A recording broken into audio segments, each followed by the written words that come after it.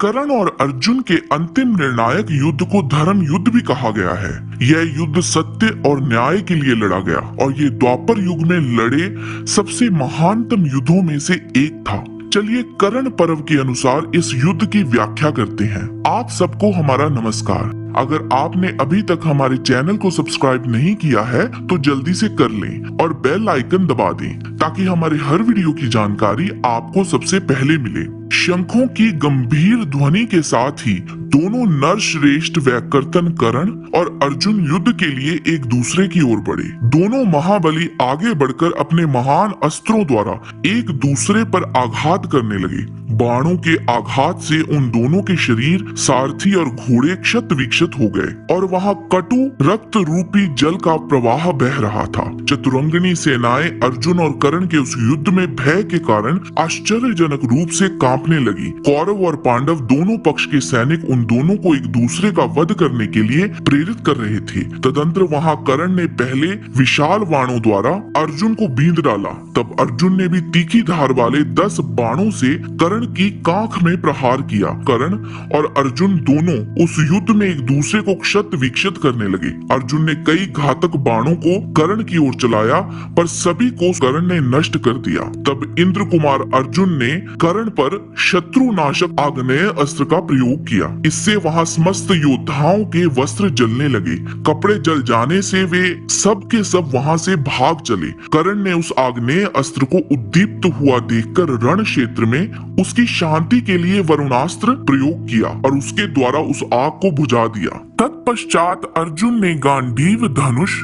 उसकी प्रत्यंचा तथा बाणों को अभिमंत्रित करके अत्यंत प्रभावशाली महेंद्रास्त्र और उसके साथ नालिक नाराज जैसे और भी कई अस्त्रों का आह्वान किया। वे महाप्रभावशाली और अतिशय वेगवान अस्त्र कर्ण के पास पहुंचकर उसके समस्त अंगों में, घोड़ों पर, धनुष में तथा रथ के जूहों, पहियों और ध्वजों में जा लगे। कर्ण के सारे अंग बाणों से भर गए। संपूर्ण शरीर रक्त से नहा उठा। तब अति क्रोधित कर्ण अपने धनुष को झुकाकर समुद्र के समान गंभीर गर्जना करने वाले भार्गवास्त्र को प्रकट किया और अर्जुन के महेंद्रास्त्र से प्रकट हुए बाण समूहों के टुकड़े टुकड़े करके युद्ध स्थल में मौजूद कई रथों, हाथियों और पैदल सैनिकों का संहार कर डाला और कई मुख्य पांचाल योद्धाओं को घायल कर डाला। कौरव सैनिक इसे कर्ण की विजय समझकर बड़े प्रसन्न हुए और सिहनाद करने लगे। उन सब ने यही समझा कि कर्ण ने श्री कृष्ण और अर्जुन को बहुत घायल कर दिया है।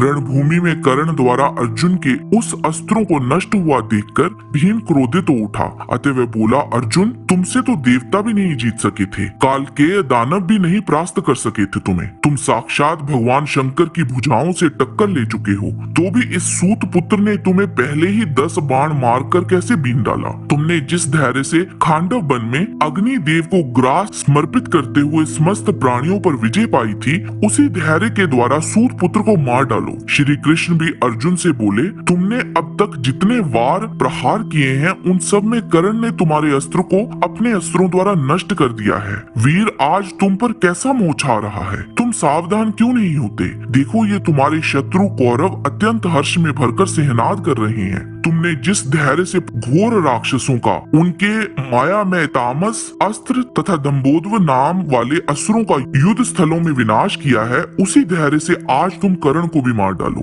भीमसेन और श्री कृष्ण के इस प्रकार प्रेरणा देने और कहने पर अर्जुन ने कर्ण के वध का विचार किया। उसने उत्तम ब्रह्मास्त्र को प्रकट किया पर उसे भी कर्ण ने नष्ट कर डाला। इस पर भीमसेन पुनः क्रोधित हो उठे और बोले, तुम परम उत्तम एवं मन के द्वारा प्रयोग करने योग्य महान ब्रह्मास्त्र के ज्ञाता हो, इसलिए तुम दूसरे किसी श्रेष्ठ अस्त्र का प्रयोग करो। उसके ऐसा कहने पर सव्यसाची अर्जुन ने दूसरे दिव्यास्त्र का प्रयोग किया। भरत श्रेष्ठ अर्जुन के छोड़े हुए प्रलयकालीन सूर्य और अग्नि किरणों के समान प्रकाशित होने वाले 10,000 बाणों ने क्षण भर में कर्ण के रथ को आच्छादित कर दिया। उस दिव्य अस्त्र से शूल, फरसे, चक्र और सैकड़ों नाराज आदि घोरतर अस्त्र शस्त्र प्रकट होने लगे, जिनसे सब ओर के योद्धाओं का विनाश होने लगा। कई शत्रु पक्षीय योद्धाओं का सिर धड़ से अलग होकर गिरने लगा। इस प्रकार किरीटधारी अर्जुन ने शत्रु पक्ष के सभी मुख्य योद्धाओं योद्धाओं का संहार कर डाला और दुर्योधन की सारी सेना का विध्वंस कर डाला। इसी प्रकार वैकर्तन कर्ण ने भी सम्रांगण में सहस्त्रों बाण समूहों की वर्षा की, जिनमें से 3 बाण अर्जुन, श्री कृष्ण और भीम को जा लगे। इसके जवाब में अर्जुन ने 18 बाणों को छोड़ा, जिससे शल्य और कर्ण घायल हो गए और सभापति नामक राजकुमार की मृत्यु हो गई। और इसके साथ ही सवारों सहित हजारों घोड़ों और सहस्त्रों पैदल वीरों को मारकर रथ, सारथी और ध्वज सहित कर्ण को भी शीघ्रगामी बाणों द्वारा ढककर अदृश्य कर दिया। अर्जुन की मार खाते हुए कौरव सैनिक चारों ओर से कर्ण को पुकारने लगे, कर्ण शीघ्र बाण छोड़ो और अर्जुन को घायल कर डालो, कहीं ऐसा न हो कि ये पहले ही समस्त कौरवों का वध कर डाले। इस प्रकार प्रेरणा मिलने पर कर्ण ने सारी शक्ति लगाकर बारंबार बहुत से बाण छोड़े। रक्त और धूल में सने हुए वे मर्म भेदी बाण पांडव और पांचालों का विनाश करने लगे। तत्पश्चात क्रोध में भरे हुए अर्जुन ने बाण समूहों का ऐसा जाल फैलाया कि दिशाएं विदिशाएं, सूर्य की प्रभा और कर्ण का रथ सब कुछ कुहा से ढके हुए आकाश की भांति अदृश्य हो गया। अर्जुन ने कर्ण के चक्र रक्षक, पाद रक्षक, अग्रगामी और पृष्ठ रक्षक सभी कौरव दल के सारभूत प्रमुख वीरों को, जो दुर्योधन की आज्ञा के अनुसार चलने वाले और युद्ध के लिए सदा उद्यत रहने वाले थे तथा जिनकी संख्या 2000 थी, एक ही क्षण में रथ, घोड़ों और सारथियों सहित काल के गाल में भेज दिया।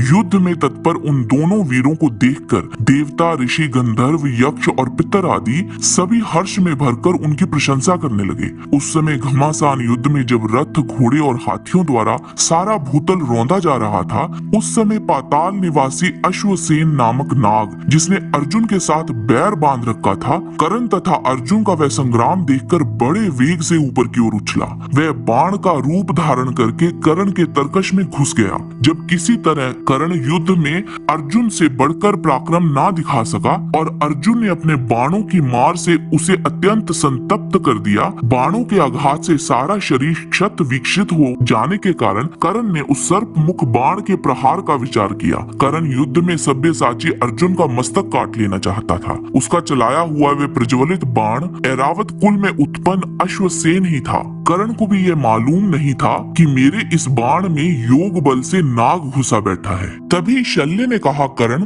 तुम्हारा ये बाण शत्रु के कंठ में नहीं लगेगा, अतः सोच विचार कर फिर से बाण का संधान करो, जिससे वे मस्तक काट सके।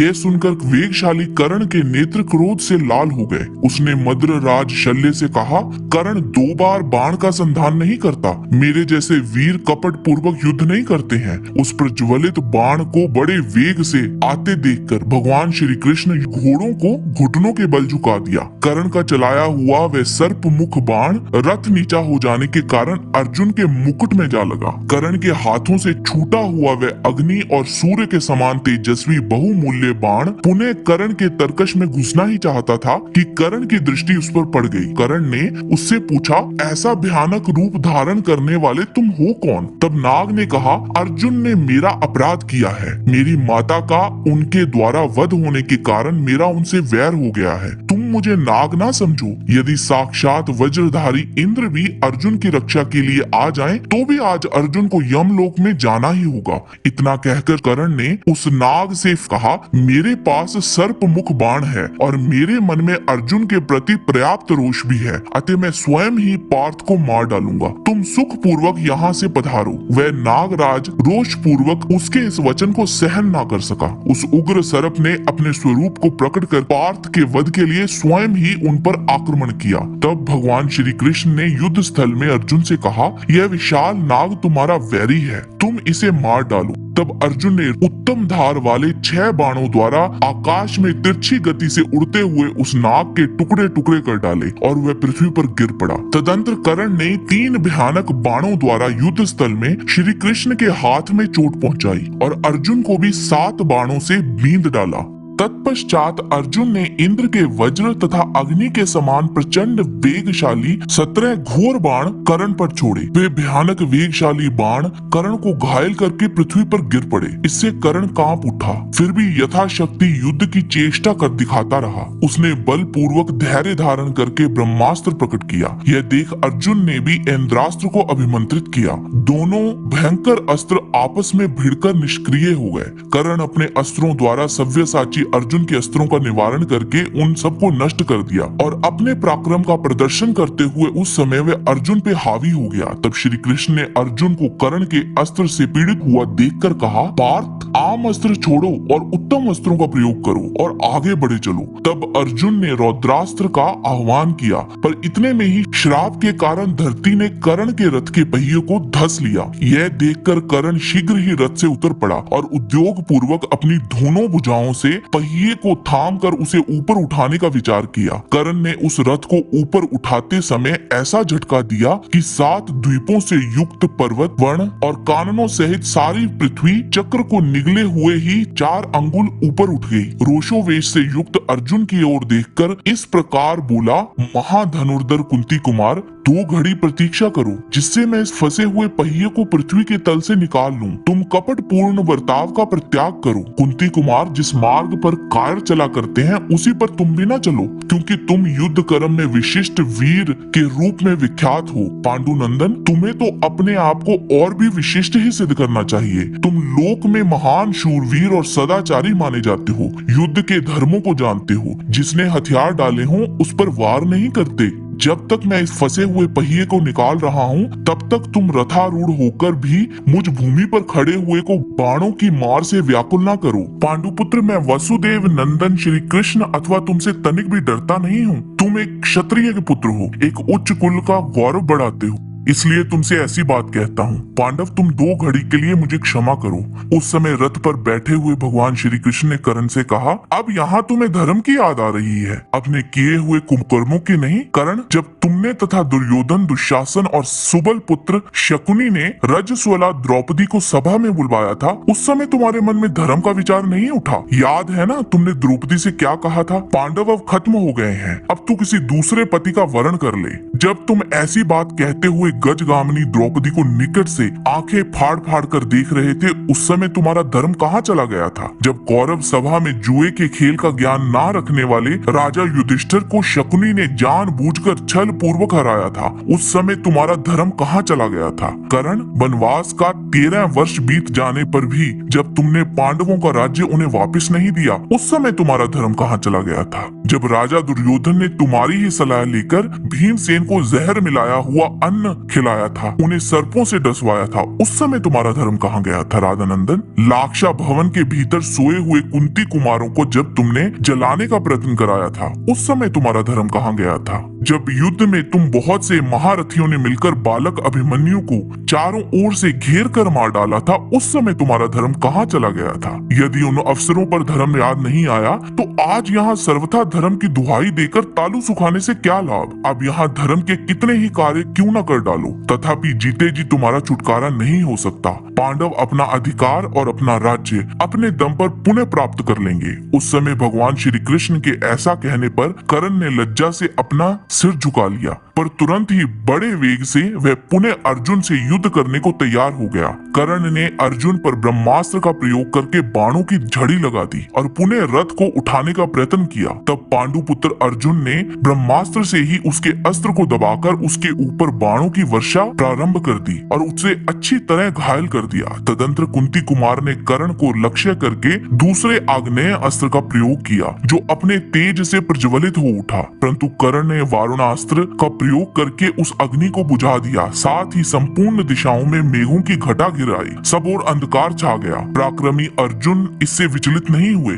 उन्होंने देखते ही देखते वायव्यास्त्र से उन बादलों को उड़ा दिया। तब कर्ण ने पांडु कुमार अर्जुन का वध करने के लिए जलती हुई आग के समान एक महाभयंकर बाण हाथ में लिया। उस उत्तम बाण को धनुष पर चढ़ाते ही पर्वत, वन और काननों सहित सारी पृथ्वी डगमगाने लगी। कंकड़ों की वर्षा करती हुई प्रचंड वायु चलने लगी, संपूर्ण दिशाओं में धूल छा गई और स्वर्ग के देवताओं में भी हाहाकार मच गया। उसका अग्रभाग बहुत तेज था, वह अर्जुन की छाती में जा लगा और उसके वक्ष स्थल में समा समा गया। समरांगण में उस बाण की गहरी चोट खाकर अर्जुन को चक्कर आ गया। गांडीव धनुष पर रखा हुआ उसका हाथ ढीला पड़ गया। इसी बीच में मौका पाकर महारथी कर्ण ने धरती में धसे हुए पहियों को निकालने का विचार किया। वह रथ से कूद पड़ा और दोनों हाथों से पकड़कर उसे ऊपर उठाने की कोशिश करने लगा, परंतु महाबलवान होने पर भी वह दैववश अपने प्रयास में सफल न हो सका। इसी समय होश में आकर अर्जुन ने यमदंड के समान भयंकर आंचलिक नामक वाण हाथ में लिया। यह देखकर भगवान श्री कृष्ण ने भी अर्जुन से कहा, पार्थ, कर्ण जब तक रथ पर नहीं चढ़ जाता तब तक ही अपने बाण के द्वारा इस शत्रु का मस्तक काट डालो। तब बहुत अच्छा कहकर अर्जुन ने भगवान की उस आज्ञा को सादर शिरोधार्य किया। कर्ण के उस विशाल रथ पर फहराती हुई सूर्य के समान प्रकाशमान ध्वजा पर प्रहार किया। कटकर गिरते हुए उस ध्वजा के साथ ही कौरवों की यश, अभिमान तथा हृदय का भी पतन हो गया और चारों ओर महान हाहाकार मच गया। तदंतर कर्ण के वध के लिए शीघ्रता करते हुए अर्जुन ने अपने तरकश से एक अंजलिक नामक बाण निकाला। महायुद्ध में उस बाण को हाथ में लिया और ऊपर उठाया गया देखकर समस्त चराचर जगत कांप उठा। ऋषि लोग जोर जोर से पुकार उठे कि जगत का कल्याण हो। अर्जुन ने आह्वान करते हुए कहा, यदि मैंने तप किया हो, गुरुजनों को सेवा द्वारा संतुष्ट किया हो, यज्ञ किया हो, सत्य के प्रभाव से यह अच्छी तरह संधान किया हुआ मेरा बाण शक्तिशाली शत्रु कर्ण का नाश कर डाले। ऐसा कहकर धनंजय ने उस घोर बाण को कर्ण के वध के लिए छोड़ दिया। जैसे इंद्र ने अपने वज्र से वृत्रासुर का मस्तक काट लिया था, उसी प्रकार अर्जुन ने उस बाण द्वारा कर्ण का सिर धड़ से अलग कर दिया। धरती पर गिराए गए कर्ण के शरीर से एक तेज निकलकर आकाश में फैल गया और ऊपर जाकर सूर्य मंडल में विलीन हो गया। कर्ण के मारे जाने पर श्री कृष्ण और पांडवों ने उच्च स्वर में शंख बजाया। कर्ण को मरकर गिरता हुआ देखकर सैनिक सिंहनाद करने लगे। शूरवीर कर्ण को बाण से व्याप्त और खून से लथपथ होकर पृथ्वी पर पड़ा हुआ देखकर मद्रराज शल्य उस कटी हुई ध्वजा वाले रथ के द्वारा ही वहां से भाग खड़े हुए। कर्ण के मारे जाने पर युद्ध में अत्यंत घायल हुए कौरव सैनिक भय से पीड़ित हो भाग गए। पराक्रमी कर्ण का मस्तक उसी प्रकार पृथ्वी पर गिरा पड़ा था, जैसे सायंकाल में सहस्त्र किरणों वाले सूर्य का मंडल अस्त हो जाता है। अपने पुत्र की ओर बारंबार देखते हुए मंद किरणों वाले सूर्य देव धीरे धीरे अपने मंदिर अस्ताचल की ओर चल पड़े। आज की वीडियो में बस इतना ही। जाने से पहले लाइक बटन जरूर दबा दीजिए और वीडियो अच्छा लगा है तो शेयर कीजिए। आपसे फिर मिलते हैं एक नए रोचक वीडियो के साथ। तब तक के लिए आप सबको हमारी शुभकामनाएं।